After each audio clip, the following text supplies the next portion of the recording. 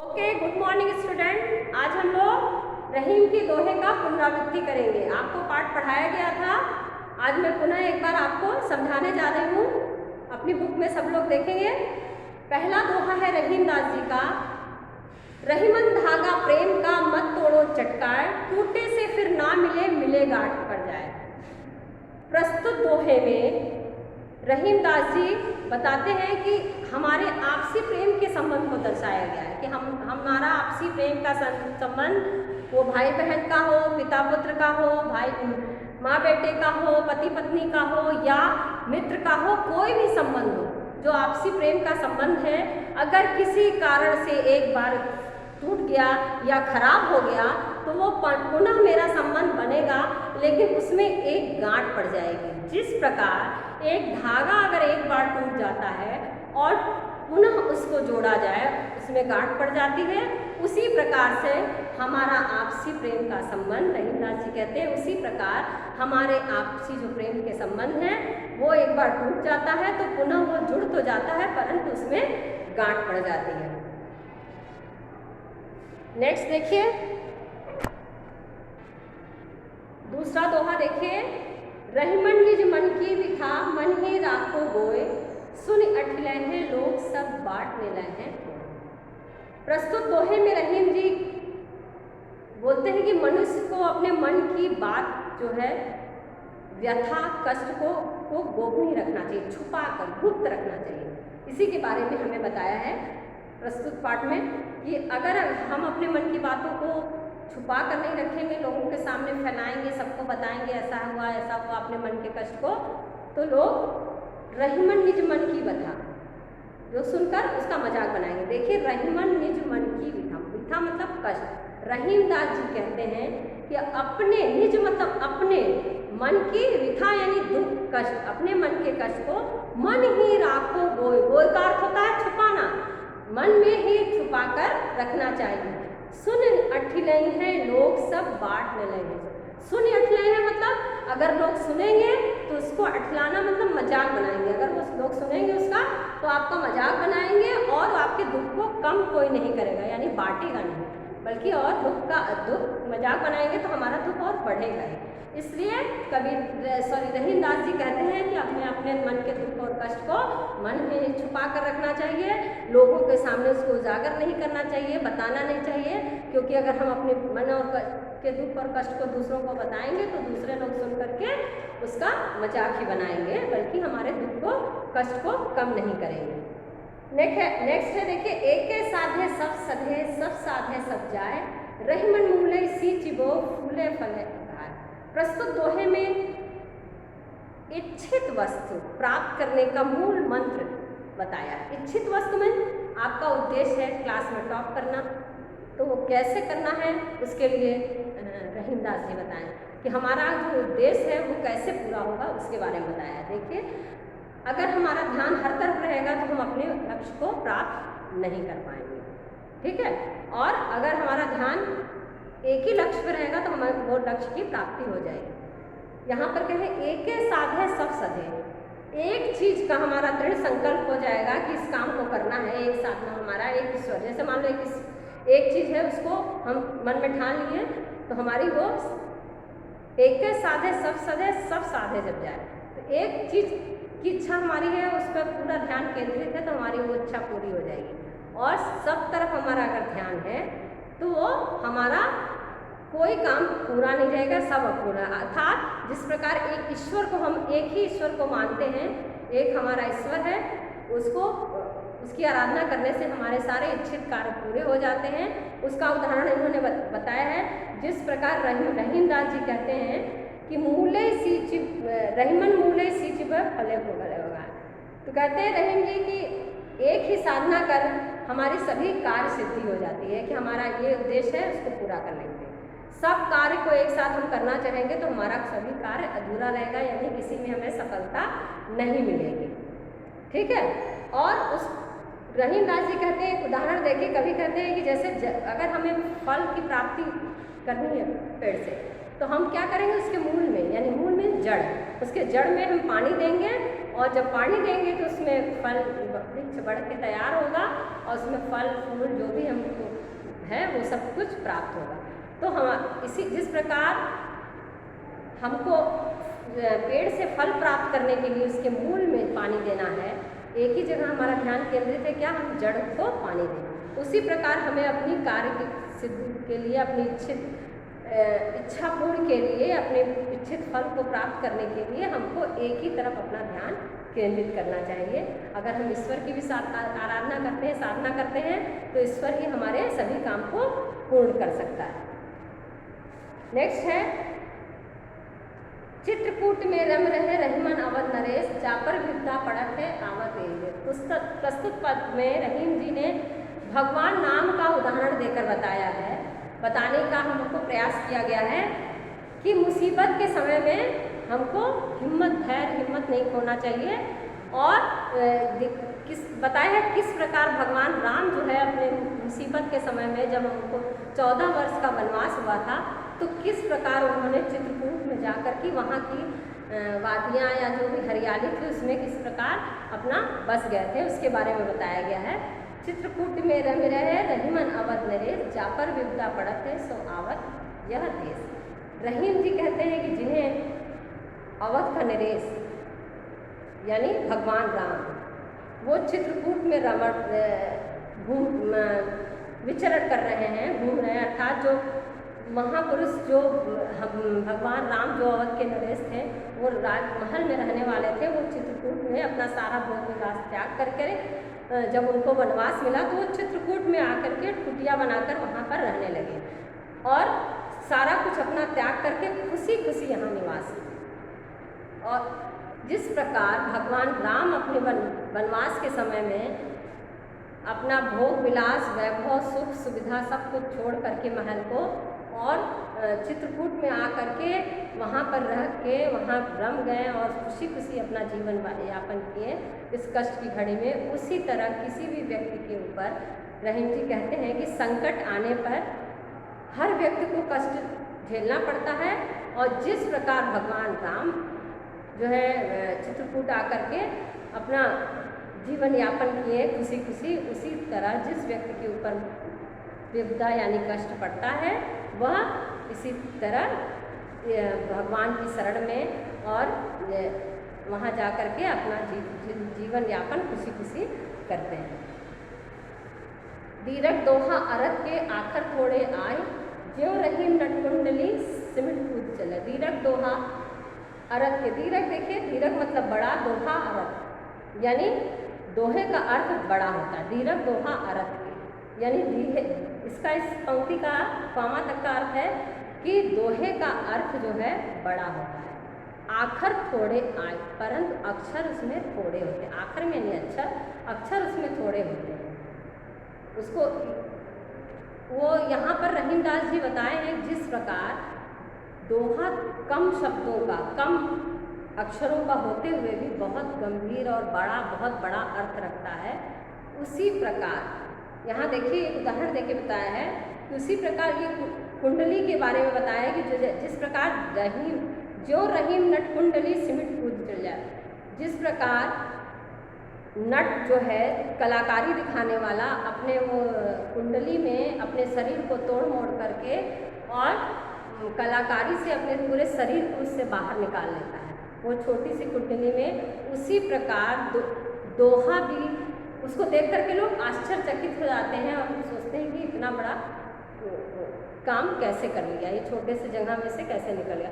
उसी प्रकार दोहा भी कम अक्षरों का रहता है और बहुत ही बड़ा गंभीर अर्थ रखता है। रहीमदास जी ने यहाँ पर दोहे की महिमा का वर्णन किया है कि दोहे में अक्षर बहुत कम होते हैं परंतु उसका अर्थ बहुत गंभीर होता है। छोटा दो लाइन का होने के बाद भी बहुत बड़ा अर्थ रखता है। ठीक है, नेक्स्ट है धनी रहीम जल पंको लघु जीव पियत अघाय, उदत बढ़ाई कौन है जगत प्या। धनी रहीम, धनी मतलब धन्य, रहीम मतलब रहीमदास जी, जल मतलब जल, पंख मतलब कीचड़, लघु मीन्स छोटा, जीव मतलब जीव, पियत यानी पीकर, अघाय मतलब तृप्त। ठीक है, उदत बढ़ाई कौन है, उदत मतलब समुद्र, बढ़ाई मतलब बड़ा, जगत मतलब संसार, प्यासो यानी प्यासा। ठीक, तो रहीमदास जी प्रस्तुत दोहे में कीचड़ तथा सागर के जल की तुलना की गई है।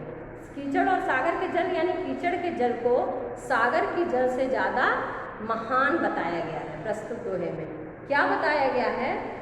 कवि रहीम के अनुसार क्या कहा गया है कि धनी रहीम जल पंख को लघु जीव। रहीम दास जी प्रस्तुत दोहे में कहते हैं कि धनी मतलब धन्य है क्या? कीचड़ का धनी रहीम जल पंख, कीचड़ का जल जो है धन्य है। लघु जियत पियत अघाय, जिससे पीकर छोटे छोटे जीव जंतु तृप्त होते हैं। ठीक है, अघाते हैं मतलब तृप्त होते हैं। छोटे छोटे जीव कीचड़ के पानी को पी करके तृप्त होते हैं। फिर क्या कवि कहते हैं? उदधि बढ़ाई कौन है जगत प्यासा। कहते हैं कि उदधि मतलब समुद्र बड़ा होकर भी क्या फायदा? उस पर संसार के लोग वहाँ पर प्यासे जाते हैं और वापस प्यासे ही लौट कर चले जाते हैं, यानी कोई उस किसी की वो प्यास बुझाने के काबिल नहीं है। कहाँ का जल? समुद्र का जल। तो इस प्रकार कीचड़ के जल को उन्होंने क्या माना है? धन्य माना है। नेक्स्ट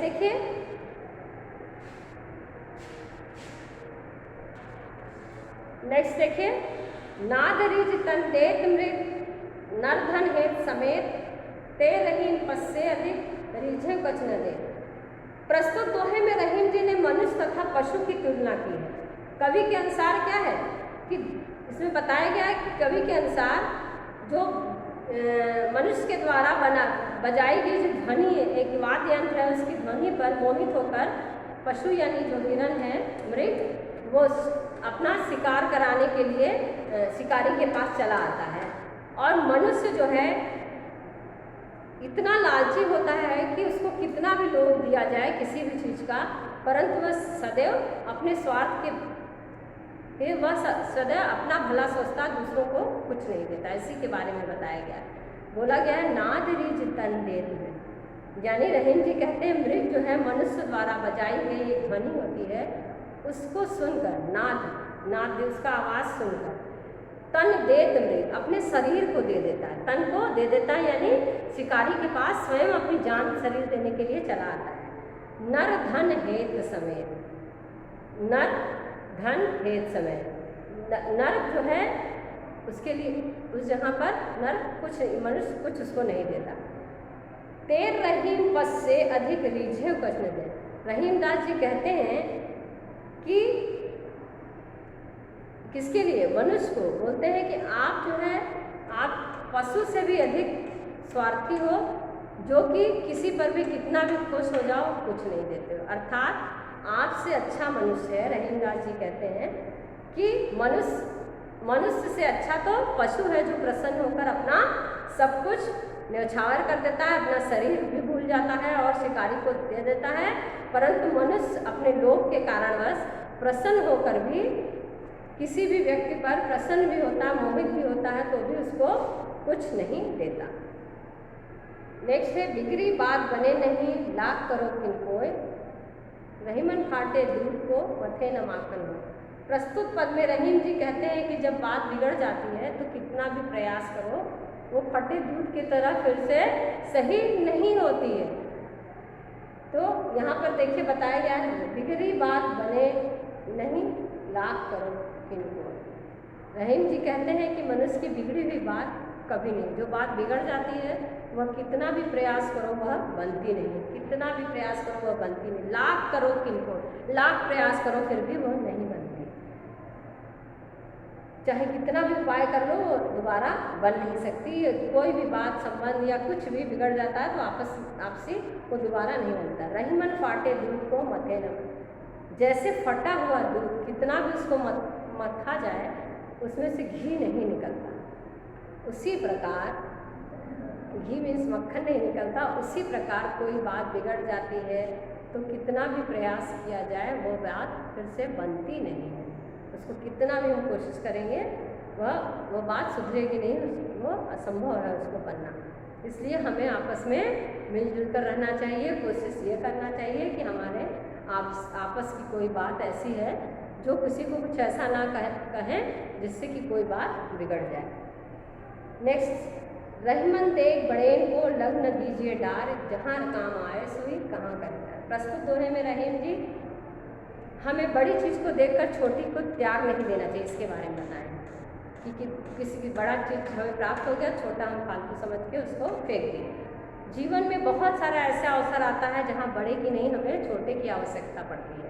इसमें एक उदाहरण दे करके रहीमदास जी बताए हैं कि हमें प्रत्येक चीज़ का अपना अपना महत्व है। छोटी या बड़ी चीज़ का सभी का अपनी जगह पर अपने अपने स्थान पर उसका महत्व है। इसी को प्रस्तुत दोहे में रहीमदास जी ने बताया है। रहीमन देख बड़ेन को लघु न दीजिए डार। रहीम जी कहते हैं कि हमें बड़ी चीज़ को देख बड़ेन को देख, रहीमदास जी कहते हैं हमें बड़ों को देखकर लघु यानी छोटा न दीजिए डार, मतलब छोटे का त्याग नहीं करना चाहिए। न दीजिए डार मतलब डार मतलब त्यागना। तो रहीमदास जी कहते हैं कि हमें बड़े को देख करके छोटे का त्याग नहीं करना चाहिए। जहाँ काम आए सुई कहाँ करे तलवार। जहाँ पर हमें सुई की ज़रूरत है वहाँ पर हम तलवार से काम नहीं कर सकते। अर्थात अगर हमें सिलाई करना है तो हमें सुई की आवश्यकता है, युद्ध में जाना है तो तलवार की आवश्यकता है।